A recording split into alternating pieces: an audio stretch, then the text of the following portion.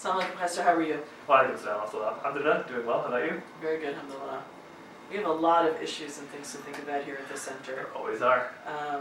And you know, one of those issues are this ethical dilemma about choices that we make for ourselves versus maybe what's best for an entire community.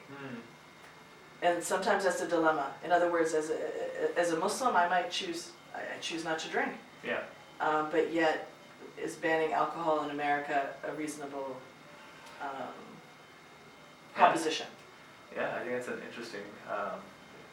interesting dilemma to constantly be in. And one area in which that's coming up recently is with the Supreme Court case about the right to choose. Right. And whether it's actually a woman's right to choose to continue her pregnancy or not to continue her pregnancy. And the effects of that, Yeah. of a government making that decision. And Muslims oftentimes get guilted into this, where they're like, oh, well, maybe because my religion has a stance on when a pregnancy can be terminated or not, that I have to vote a certain way or advocate for certain policies. And here I have to just almost do a brain dump of all of the complexities that are being produced here. One is there's a major problem with young Muslims growing up that they think that their stance, their religious stance on something, is the exact same thing as a conservative Christian stance on something. Sometimes there's overlap, but many times there isn't overlap. Yes, so with the issue of abortion, the Islamic perspective on this is actually very nuanced. It's Right. not a clear pro-choice or a clear pro-life. There's a lot that goes on in terms of when does life begin? Does it begin at conception or not? That's not the traditional Islamic viewpoint. And is the idea that there can never be a termination of pregnancy? Is that an Islamic ideal? That's definitely not an ideal either. The mother's life is always put in priority. There's a lot that goes on into that conversation. But even deeper than that is the Islamic stance on something the reason that you would have a policy towards it, or would dictate your vote, let's just say? Mm-hmm. I'll give an example. I personally don't think that it's healthy for someone to be to use weed recreationally.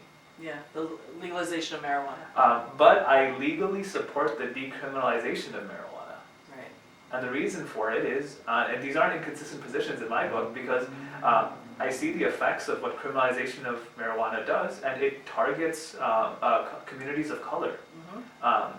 So much more, to a much higher proportion than it targets white communities. And just on a civil rights issue, marijuana should be decriminalized. Why? Because it's aiding into this school-prison pipeline.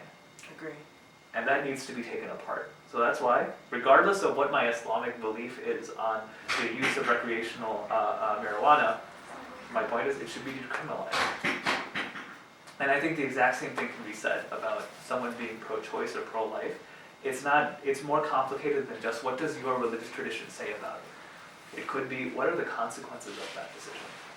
Certainly, and also it makes us look at bigger pictures like our healthcare in this country, Mm-hmm. and the choices that we all make based upon what's available to us and what kind of access that we have, which makes this whole area of conversation very complicated. Yeah, lots to think about and lots for us to continue these thoughts on with. Inshallah, more to come. More to come. Assalamu alaikum wa rahmatullah. Wa alaikum assalam.